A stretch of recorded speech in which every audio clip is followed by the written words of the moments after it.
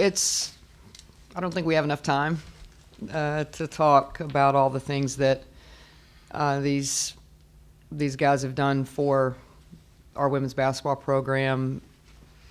You know, I look back to obviously the two in particular that have spent 4 years here, and so much of the conversation during the recruiting process was the buy-in of wanting to get the respect back for our program, get it back to a competitive level where, you know, we were really on the national scene. And then a lot of the conversation in the recruiting process, again, with all three of them, was just, you know, what we wanted the culture to be like at Texas. We wanted to be known for, you know, for hard work, the way we kind of represent ourselves off the court, in the classroom. And the best thing I can say is these guys hit it out of the park for the way that they've represented Texas, not only now during their careers, but I think even as they go out into their future endeavors. You know, they've set themselves up for great careers beyond Texas because of the way that they've handled their business, because of how good they've performed, and because of what people really know about them. They are not only great players, but they're great people. Questions for any of them? Brooke, since you want to keep this thing going as long as possible, three good shooting games, does that get the confidence back? Do you feel like that's indicative of enough to tell that the stroke's back? I mean, definitely. I'm just trying to do what I need to do for my team to win, and it's definitely a good thing, especially when a player sees the ball go in the basket. And so I think I'm in a good spot, and our team's in a good spot, and so, yeah. Ariel, I think I saw you on Twitter the other day mentioned it's hard to believe how fast 4 years can go. Yeah. Can pass by. What do you think it's going to be like tomorrow night whenever you run out through that smoke one more time and get ready for another game here? Sorry. I definitely think it'll be emotional. I don't know if I'm gonna cry. I don't think I am. But it'll definitely be emotional. Just kind of, I guess the 4 years will kind of flash before my eyes and kind of go back to my first time running out of the tunnel. It'll definitely be something that I'll be thinking about. Does it help to soften the blow a little bit that knowing that, you know, come NCAA tournament time, there's a good chance you guys will have at least 2 more games here? Does that help to? Not really. Just trying to be in the moment, and it'll be our last actually, regular season game, which is, it just holds a lot of weight in my opinion. My last time being in Big 12 conference in a sense as far as regular season, and our last time playing Oklahoma possibly on our home floor. Well, it is our last time playing Oklahoma on our home floor, so it doesn't soften the blow. Ariel, 4 years ago you get here, Texas isn't known as a top 10 program, a top 10 team. Where were they? Now that 4 years have passed and you're in the top 10 every week, every week, every year we talk about Final Four, Sweet 16. How gratifying was the journey to get from freshman season to where you're at right now? Extremely humbling. I think a lot of people talk about what we've done to help Texas come back, but you can't discount what the people who were before us have done. The first class that Coach Aston came when it was her first year here, class after that, I think a lot of people had laid a lot of groundwork for us to be able to do what we do on a daily basis now. Audrey-Ann, do you expect to be part of this going forward? Do you think you'll play again? I mean, since my injury, I felt like I was still part of the team. They made sure that I was still included in the meeting and all. So it hasn't been like I'm not a part of the team anymore. And for me right now, it's a day-to-day process. And I'm just really focused on getting the basic function in my hand back. And so I wouldn't be able to comment on that right now. Brooke, at what point in your life did you know you had a chance to be a major college basketball player? What made you believe that you could do this? Mike. Oh, sorry. Closer. Sorry, could you repeat the question? Yeah, I just forgot. I'm sorry. At what point of your life did you think that you could become a major college basketball player? And tell me how old you were at the time. I never really thought of it as becoming a major basketball player in college. I just kind of thought of just getting better every single day and kind of doing what I know I can do and trying to perfect that. And so I wouldn't say there's necessarily a time that I was like, oh, I'm going to be this great college basketball player. It's just a hard work that I put in day to day, and this just happens to be the outcome of the hard work that we've all put in. At what point did you overcome the stigma of people telling you, you're too short, you're too small, you can't do this, you can't do that? How did you block all that away? I think it just comes from my support system and the belief that I have in myself. I mean, there's people that say things every single day, but I mean, if you don't believe it in your heart, I mean, nobody can really break that. And so I think it's just the people around me and just the belief in myself. What will your emotions be tomorrow, Brooke and Audrey? Do I need to bring y'all a Kleenex? Me probably. Probably, yeah. Yeah, no, it's just surreal that tomorrow is the last day that we get to run out of our home court regular season. Last day we get to play the rival game of Oklahoma and stuff like that. It's just the little things that you look back on as you go into senior night. It's just those little moments that you think back and you're like, dang, like this is the last time I get to do this, with the last time I get to be here with these two seniors, and last time you get to be in the locker room with your teammates, things like that. It's all just adds up, but like it makes you grateful of everything that you've been through. Karen, this second year in a row, you got a team coming in on senior night that kind of needs this probably to get in the NCAA tournament, or maybe needs it. Is that the type of thing you would talk to the team about, to get them maybe extra focused? We talked about it just in the sense of, I mean, even we talked about it when we went to Oklahoma State. I mean, we have played probably 2 out of the last 3 games where people are 2 out of the last 4 that there's a sense of urgency, and there usually is at the end of conference play. I don't think, I mean, obviously Oklahoma will be motivated by the fact that they're somewhat, I guess, what people would say on the bubble, and it would be a really big win for them, but I also think it's Oklahoma and Texas. So it doesn't matter what we're playing for. They'll be ready to play. I think they're playing great. On the flip side of that, I think it happens to be one of those nights where I can't imagine our team being flat for any reason. I mean, even though our seed is what it is in the Big 12 tournament, the extra motivation for our team will be these 3 sitting next to me. So I think it'll be probably a highly charged basketball game tomorrow night. Do you know what's happened to them since I think they won 6 out of 7? Yeah, I mean they're playing as good as anybody in the Big 12. I mean there's no question about that. They've had a lot of adversity. I mean if you go back and look at where they started, and they had some kids that didn't come back, from last year's team, and they've had. They went through a lot of early adversity. They had a tough schedule. I think their strength of schedule is maybe top 5. So they had some setbacks that kind of probably forced them to need each other. You can tell that they play really well together and they have good chemistry. Again, their numbers are low, so they've developed a pretty good connection. It looks like their defense is really good. That's probably the thing that we played them a long time ago. We look back at the film, you're just like, who barely remembers this? But the thing that struck me the most obvious when I watched film on them was that their defense is so much better. Karen, you talked about the 3 of them, but can you talk about how much they have meant to the rise of Texas basketball? 4 years ago, you were coming off your first season, and that was your only losing season. Then all of a sudden, you've been doing this ever since. Well, I think that Ariel hit it on the head in a sense of, they have learned along their journey to appreciate what has come before them and what this whole process of the 4 years is all about. And I would say that what's been really fun for me as a coach is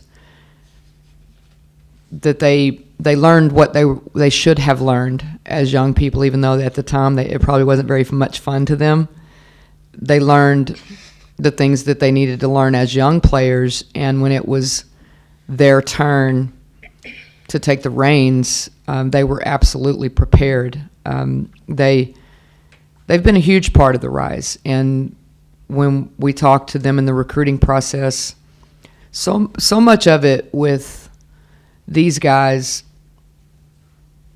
that I think has been the sort of the tipping point for our program is that they weren't afraid to do like the really hard things. I mean, they weren't afraid to come in here and really challenge a Selena Rodrigo or a Breonna Taylor who, you know, had spots because they were there when they arrived. And these guys came in here and said, okay, you know, we're really good and we're going to challenge you for positions.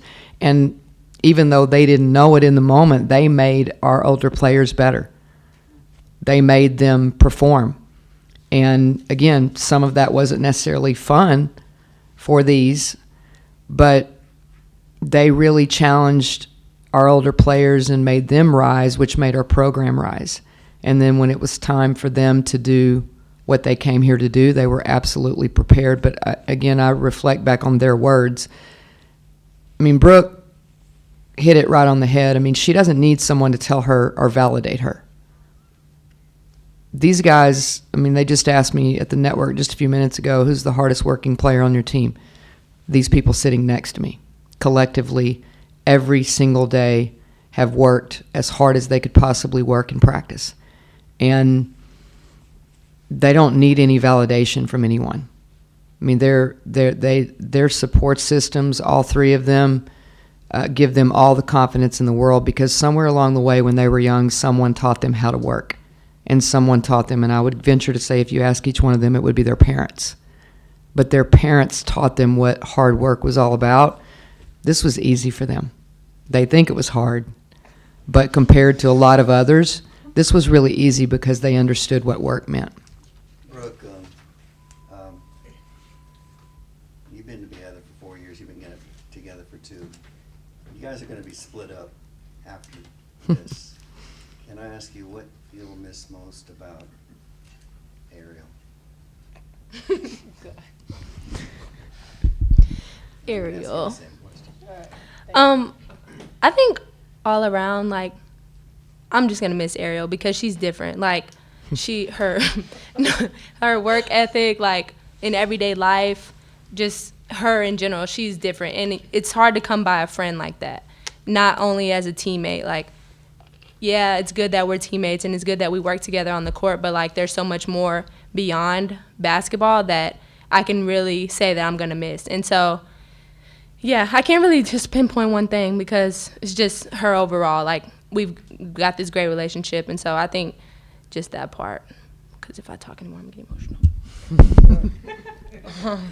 I'll just say with Brooke, just her friendship. That's something that you don't, I think we actually just talked about this, but you don't come across people that want the best for you at all times. There's no underlying cause as to why she wants the best for me or wants me to succeed or wants me to be the best area that I can be. She's just a great friend. And so, I mean, I say I'm going to miss it, but it's not like she's going to, like, really leave out of my life. She won't leave. So, yeah. Ariel, what do you think the team needs to do over the next several games to kind of to peak at the right time for the tournament? Prepare. I think our preparation is going to be very important to what we do in the next coming few weeks. Audrey, what will you be doing next year? I'm not sure yet. I've been looking at option for GA position around the U.S. as well as I applied back home for graduate school. And so I've had different options. So either like criminology, prep here for medical school, or law school. So we'll see. No basketball? I mean, right now I'm just focusing on getting my hand back. So we'll see about that. What will your emotions be, Audrey-Ann, and how neat of a deal has it been for you to be a part of this group? And this is it. You won't play with your sister anymore either. Yeah, I know.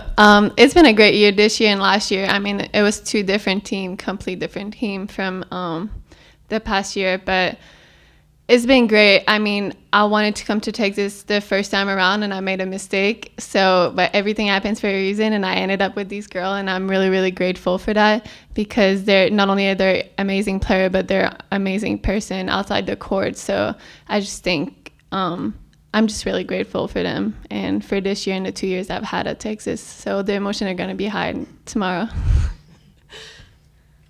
Did you learn anything from those two? Yeah, totally. At first, when I came here, I was a little bit confused. First thing I've learned about was Clarkfield. So I knew that was going to be the hardest part at first coming in here, the conditioning we had to do on there. But yeah, I've just learned so much about their work ethic and just the way they approach the game, as well as just the way they approach things outside of basketball. So I've learned a lot from both of them. For the two of you, you talked about your friendship and you're gonna miss each other. But when did you kind of really you came in together? So kind of how did that bond start? I mean, was it in some of those like tougher moments? Like, Absolutely. did you allow yourself to be vulnerable around? I mean, not knowing that you'd be in this position now, but you need that the bond to complement each other the way that you do. So I just wonder, like, kind of how did your friendship start? No, Zach. I'm not a very, I guess, emotional person, or I don't just let my emotions run free. So, we had a really tough workout. It was me, Tasia, Deani, and Brooke. We had a really tough workout that evening, and we didn't know if tomorrow was going to come. Like, we didn't know how that was going to happen. So we literally stayed up until, like, 3 in the morning, and we were just in my room literally, like, crying. We were like, we didn't know even what to say. We were probably just crying and looking at each other. And then I guess around 3:30 we were laughing, like, we have a workout at 6. Yeah. And so that moment for me was just kind of a bond that could never be broken, because I knew at that point if I didn't have anybody here at UT to count on, I know I could count on them and they would have my back. And we did really well in the workout the next day. Did one of you have to talk the other one into signing with Texas? Or was it kind of like, let's do this? I don't know. I think it was more individual. Yeah. It just kind of so happened that we both wanted the same things, and it ended up being this wonderful place. Brooke, like for you, what have these 4 years, like how has it changed your perception of anything? Like what you think being a leader is, like what leadership is, like what you thought it was going to be like, and then this is like what it actually, this is what it means to be in your position now. Definitely. I could just say from coming from high school, especially coming and playing for coach, the point guard is a very tough position. And so I thought that I had it all figured out, but turns out that I really absolutely knew nothing. And so I think over the years, it's just I've learned how to deal. I think I've learned how to grow. I've learned how to deal with adversity. I've learned how to try to pull my teammates along. I learned areas that I still need to improve on. And so I think it's just been a big learning curve for me, I guess, kind of in a way, because I thought I knew everything, but turns out that I have a lot more to do. I have a lot more of growing to do, and I have great people around me, like coaching staff and my teammates and everything like that. And so every day I'm learning something new that I thought that I already knew, but I didn't. And so I think that's the biggest thing for me. Coach, when did you see it click for the seniors that this group could be really special for the team? I wouldn't say there was any particular moment. It's absolutely what I expected. There wasn't any particular moment. I think it's been a growing process for these guys, but they came here with the intention of doing the things that they've done. I think individually and collectively. So nothing's really surprised me, and I don't think there's been any sort of pivotal moment. I mean, I would say that if there were any moments, it was their freshman year, because it was the reality that this is not as easy as I thought it was going to be, and no freshman has fun, and these are like real fun-loving kids. Like they don't take life too seriously. I mean, if any of them do, it's probably Ariel. But she likes to have fun on the court. I mean, she wants this to be fun. It's what it's supposed to be. And so I think that probably as soon as they figured out this is going to be really hard and we're going to be fine, just like maybe their pivotal moment was the one that Ariel just described, because there were moments their freshman year that I was like, whew, it's slapping them in the face. You know, and you could see it on each one of them individually. And so I think once they were able to breathe and say, okay, we got this, then smooth sailing for them ever since then. Could you tell in high school, and how could you tell that they would have the grit they have to be the players you wanted? Not everybody. Oh yeah, turns you out. don't. I mean, I've been recruiting a long time, and I can walk in a gym, and there are some players that they just jump out at you for certain reasons, but then there are some that you have to watch over and over and over and over, and that's where they typically separate themselves. And each one of them have the qualities that are just they're remarkable, and they're not seen all the time. I mean, I call it the it factor, and there are very few that have it. But when they do, you know that they're going to get things figured out along the way, no matter what's going on. They have it. And when they don't, and you take them, is there a way they can get it while they're here? There's a way that they can improve on certain things, I think, but it involves winning.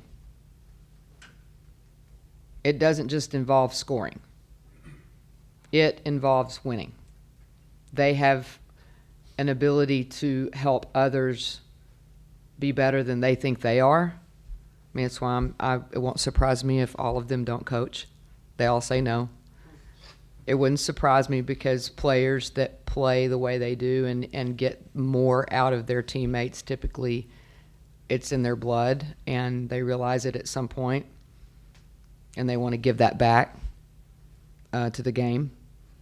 But that it factor involves a whole lot of things. And, I can remember watching them in the summertime with their high school teams, and every time you would watch them, it didn't matter who you put them with, they figured out how to win. That's what it is. Time for just a couple more if you have them. Karen, what impresses you more about Brooke? Her no-look passes, or the national celebrity her hair bun is? It's been fun to watch her be okay with being a little bit of a celebrity, because I don't think that she likes it necessarily. I think she likes the little ones that like to get her autograph and talk to her, because she enjoys impacting young people, I think. But she's learned to enjoy the spotlight a little bit, I think. Brooke, has that shocked you in a short period of time that your hair bun received more attention than you? Well, I think Ariel started it, didn't she? Yeah. It's Ariel's fault. Yeah, it is. It's a little weird, but yeah, it's a little weird. But yours is better than Vahey's, right? So but your bun's Oh, better than yeah. Vahey's. But, yeah. Well, PJ says he's part of the argument. Said he's no. Didn't make the cut. Yeah, he didn't make the cut. No. He didn't make the cut, they said. How did you get her started, and did you have a bun at the time, or? Oh, She so y'all brags know the about her story. bun. She made a nickname out of it. Her bun? She made a nickname out of it. Oh, well, she wears her bun all the time. I don't wear a bun all the What time. did you do to convince her, or whatever? Well, we didn't convince her. We kind of just did it. You just did it. We were on Twitter, and Diana Taurasi's bun had a Twitter, and I was like, yo, Diana Taurasi's bun can have a Twitter. We can make Brooke's bun a Twitter. And we made it, and it went, like, crazy. And, like, fans were like, Diana Taurasi. Big time. yeah, and her bun, like, tweets, and it's, like, from Diana Taurasi's bun. I just thought it was the coolest thing ever, and I was like, this is so cool. Who You know? runs that thing? Is Uh, that you? I used to It's a with Bree and secret. Kelsey, but, yeah, now it's a secret. Good luck figuring out. Yeah.